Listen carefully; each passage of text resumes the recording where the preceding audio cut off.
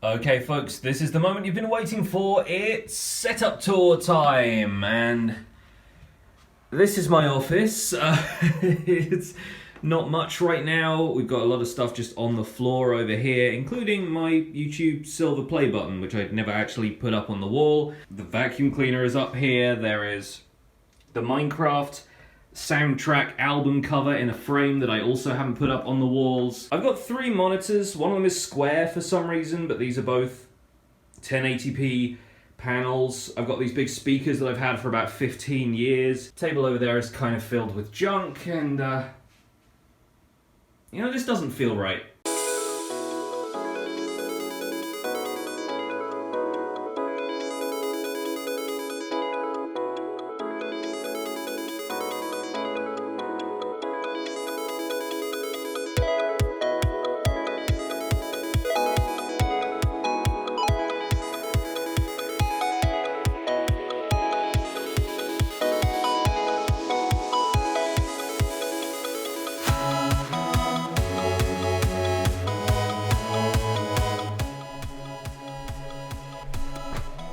Oh, that's better.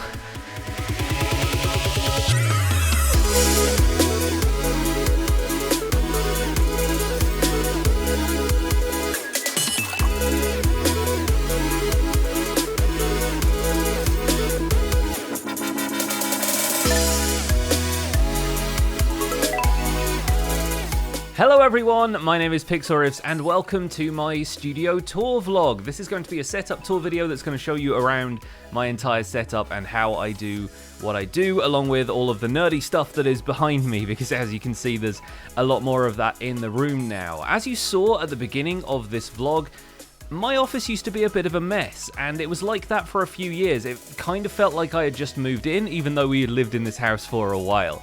And so, after the Loveland Foundation stream that we did when I kind of promised a studio tour originally, I figured I would treat this more like an office renovation project. I would actually get to do some of the stuff that I wanted to do with this room for quite a long time. And so, that all happened over the space of a couple of months. I was just kind of getting hold of the lighting and the cool stuff that I wanted to get in here, and, waiting for shelves and stuff to be shipped.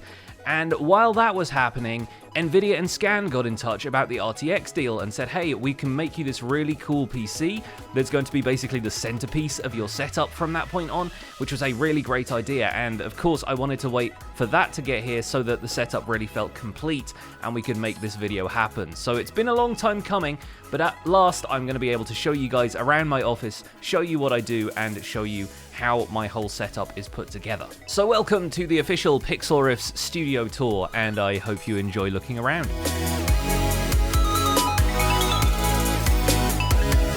So now as you walk through the door to my office, you'll notice things are a little bit different. For a start, I took the desks and moved them against this wall on the other side of the room, which really gave me a lot more space to work with. I actually have 2 identical desks that are just at a right angle to each other, and that just gives me a lot more flexibility in my setup. I can remove a desk, add a desk if I want to, and it really helps accommodate all of the gear that I have, which I'll try and go through one by one. There's always a cup of tea on my desk though, always a cup of tea and a couple of biscuits. It just kind of helps me get through the day at this point.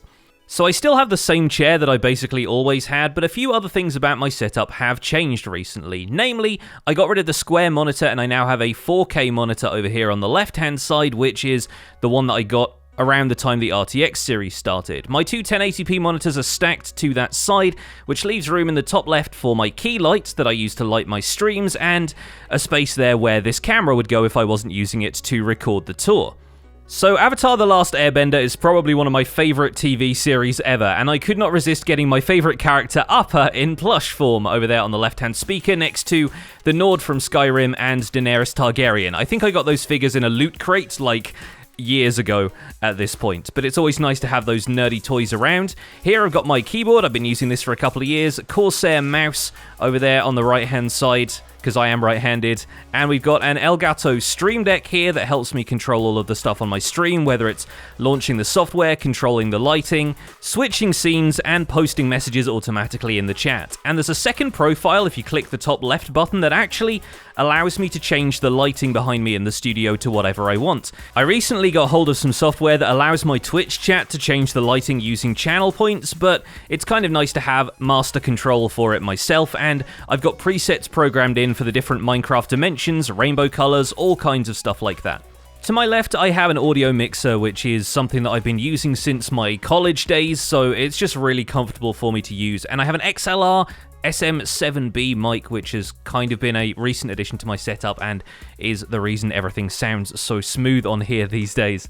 Now, underneath the desk, of course, we have my fantastic Scan 3XS custom PC that arrived recently. You guys are familiar with this if you've watched my Minecraft RTX series, and with all of this fantastic RGB lighting and custom coded illumination, I feel a little bit sad that it has to stay under the desk, but really, if you look at my desktop, there really isn't a whole lot of space for it. Everything else is sort of taken up by other equipment, including these speakers, which once again I've had for 15 years, and despite what I was saying in the intro, they've really never let me down. These are Behringer Truth Active Monitor speakers. I've had them basically since I was studying music production at university, and yes, there are some paper towels here just in case I end up spilling any tea. I've also got my external hard drive here because I've been transferring a lot of files over from the old PC. Speaking of the old PC, that workstation is over here with my laptop right there, and I set this up kind of temporarily so that I could end up doing a few RTX time lapses. The other PC box that I used to run everything from is underneath the desk here and still runs like a dream, but the new PC just kind of takes priority because it is way more awesome. And yeah, ignore my cable management, I just set this PC up a week ago, give me a break. So that's a basic summary of all of the hardware stuff that I've got going on over here, but it wouldn't be a studio tour without taking a look at all of the nerdy stuff I have behind me whenever I'm streaming or making videos, because this is some of my favorite stuff.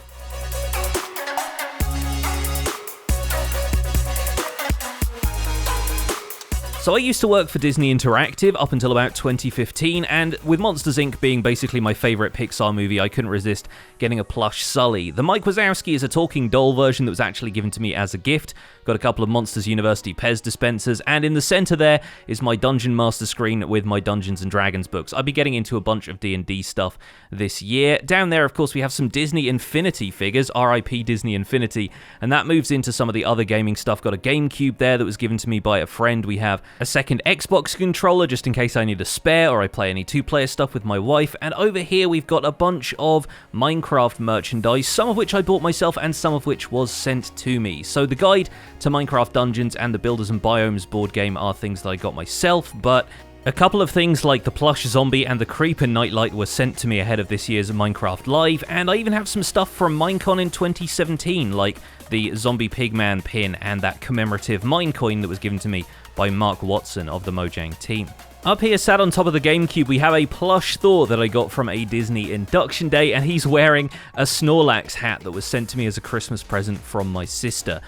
Over here on this side, we have one of my favorite things in the office that you don't see all that often. This is actually a Bluetooth speaker that's got a 16 by 16 pixel display on the front, so it has a bunch of different display settings, most of which I haven't ended up programming too much into myself. A lot of these are still set on the defaults, but as you rotate the dial on the right-hand side, it's got some rainbow effects that it can play. It can work as a graphic visualizer for stuff that it's playing. It links via Bluetooth to my phone, so I play a lot of podcasts through this when I just want to put something on the speakers, and it's got a few settings like alarms and weather and that kind of stuff, but most of the time I have it set to a custom image I programmed in of the Minecraft grass block, and I could put whatever blocks I want in there, but the grass block just seemed like the thing to do.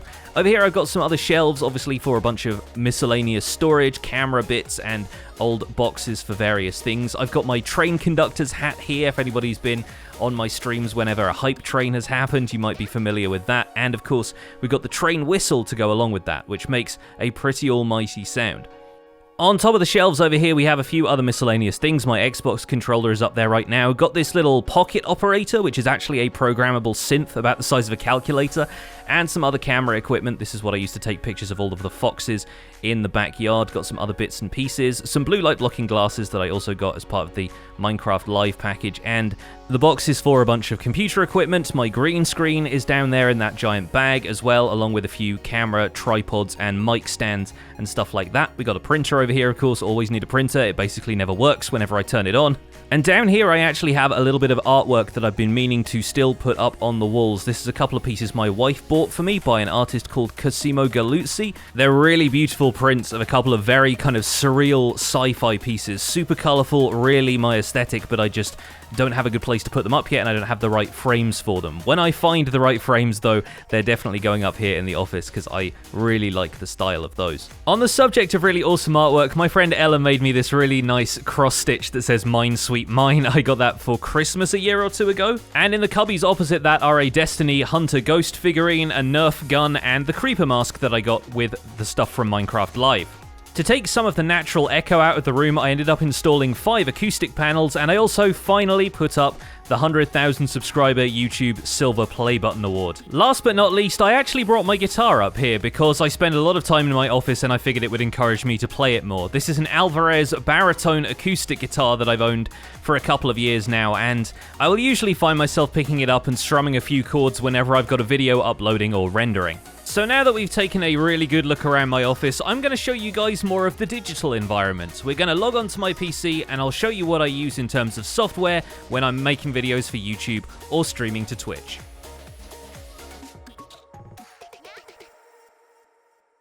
Hey folks, welcome back and welcome to my desktop. This is where the magic happens. If this was the Cribs tour, this is really the place that I get all of my work done. Having the environment, having the room decorated all nice is really great and helps me feel creative, but obviously the majority of the creative work is going to come from a place like this. And so my desktop, this is the 4K panel that you're looking at. Obviously I have the 2 other monitors to each side, and if there's any relevant stuff on there, I'll be showing that throughout the video. But as you can see, I like to keep my desktop fairly clean. I don't like having icons and files just kind of littering the desktop unless I'm working with them on a temporary basis. Otherwise, I'll probably end up moving them elsewhere. But I've got the Minecraft launcher and the Minecraft Dungeons launcher on there, as well as Firefox and the recycle bin. Obviously, my start menu down here at the bottom of the screen is going to have all of the important stuff, and for the majority of the time, I'm only really using a few programs. The main ones, obviously, we'll cover are going to be Minecraft, which you can just open the launcher right away from here. I've got Photoshop, I've got Premiere Pro as well. I use both of those on a pretty much daily basis to edit videos and make thumbnails, and the one icon you'll see active right now is my recording software. I use Mirrorless Action to record, and it's going to come up really small on the 4K panel, but I normally have that on one of my second or third monitors just so I can see all of that stuff happening, make sure that the timer is still ticking away, and right now it's recording me giving you this quick walkthrough. So I'm going to just scroll that back over there, and that's going to stay there for the next little while. I've also got OBS and Streamlabs OBS pinned to the start menu. OBS I typically just use for recording my podcast, the spawn chunks. Anytime I'm doing any audio recording, I tend to use OBS. Occasionally I'll need it to cover a second angle when I'm doing stuff in Minecraft if I don't have the replay mod available to me in whatever version I'm playing, especially when newer versions of the game come out and replay mod hasn't updated yet.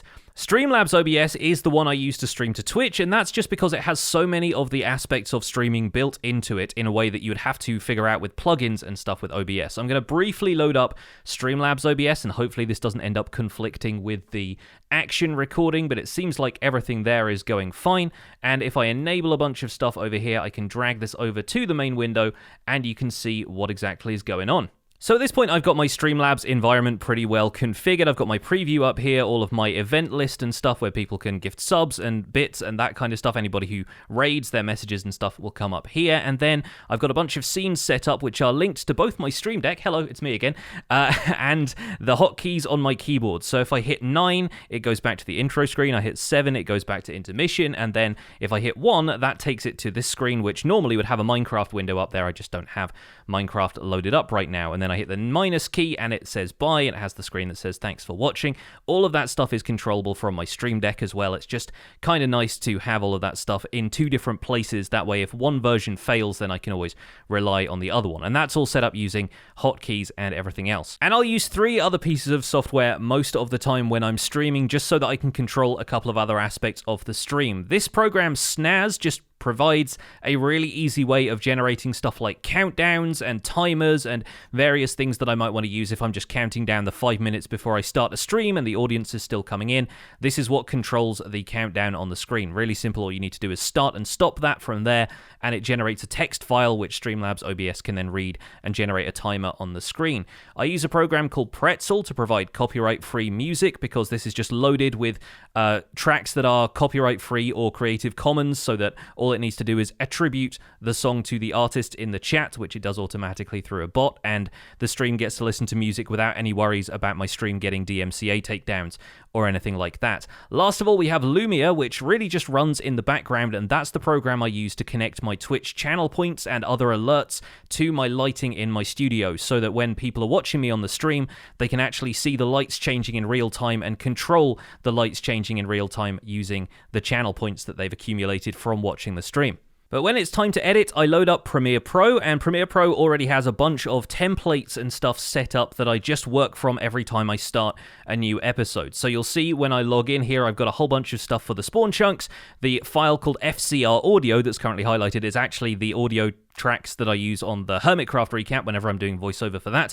We got the studio tour vlog right here as I'm working on it, and Minecraft RTX Survival, and then down here we have the Minecraft Survival Guide. And it says I last opened this a couple of days ago, but by the time you see this video, I'll probably be working on something new. And this is actually the environment I use to make all of my Minecraft Survival Guide and Skyblock videos, because all I need to do is load in the relevant assets for those videos. So if I've got, like, for example, a Skyblock episode coming up, I just replace the Minecraft Survival Guide logo here with the Skyblock logo, and right now that's broken because I haven't made a Skyblock video from this PC, and so it doesn't have the files in the same places that they were previously. But then if I was making a Caves and Cliffs snapshot video, I would drag this one across and it loads up the logo for the Caves and Cliffs update, and then I can just edit the text in that file so that it's got the right snapshot number and stuff. I tend to use the legacy title designer a lot in Premiere Pro because the text tool that they have, for whatever reason, has issues with the font that I use, and it doesn't always allow me to put in characters like inverted commas in the right place, so I just go into the legacy title designer, adjust a couple of things, and then I can edit those pretty well. But then it's just a matter of going through the timeline like usual, assembly edit, and then effects edit to make sure that I've got all my transitions and stuff in place. And for the majority of it, it's a pretty smooth process now. I've got it down to a fine art. I've got the whoosh sound effect transitions in there, and Hagstrom always plays basically at the beginning of my videos. It's kind of a thing that I started doing with the Survival Guide, just so that every time you hear that soundtrack at the beginning kind of come in, it kind of has that welcome home sort of feeling to it, like welcome back to the Survival Guide, and the music sort of reminds you of almost like that nostalgic feeling of playing Minecraft for the first time. So I like that a lot. I think it works pretty well as a workflow, and thanks to the fact that this machine now has one of the best graphics cards that is out there on the market, the rendering all happens pretty quickly these days. Once that's done, I move on over to Photoshop, where I've basically got the same kind of stuff set up. I have a template file that I'll go into that already has the Minecraft Survival Guide logo in there. We've got a few old thumbnails here as examples, because really all I do is go into my Minecraft screenshots folder, find a screenshot that I think is indicative of what we're doing in that episode, and typically all I have to do is drag the image I want to the top, do a little bit of resizing, and then I get myself a thumbnail. If I add a couple of other elements to it as well, obviously with this thumbnail I ended up adding the Minecraft death guide and crossing out survival and stuff like that, so I do a little bit of editing. A lot of the time I just apply a fairly simple brightness and contrast or a saturation filter just to boost the colors a little bit, make it nice and attractive as a YouTube thumbnail. One other thing I will occasionally do if the colors aren't quite as light, and I find this really works quite well with screenshots of the Nether. So what I typically end up doing in Photoshop, if I can't do a great deal of stuff with brightness and contrast, is I will set up a layer with a kind of gradient behind it that's got a nice bright center with maybe a little bit of darkness around the edges to create a sort of vignette effect. And then what I'll do is use the blend mode to move this to hard light, and that tends to make a lot of the bright sections of the area pop without losing any of the crispness of the image. And I've done a couple of brief explanations of this on Twitter before, but if you don't follow me on Twitter, that's a really neat tip for brightening up Nether and End thumbnails when they don't have enough natural light sources to really illuminate the image. So that's more or less it for my digital workflow. The only other thing I guess I should cover is multi-MC, because that's what I use to launch the replay mod whenever I'm doing replay mod time lapses for a video, and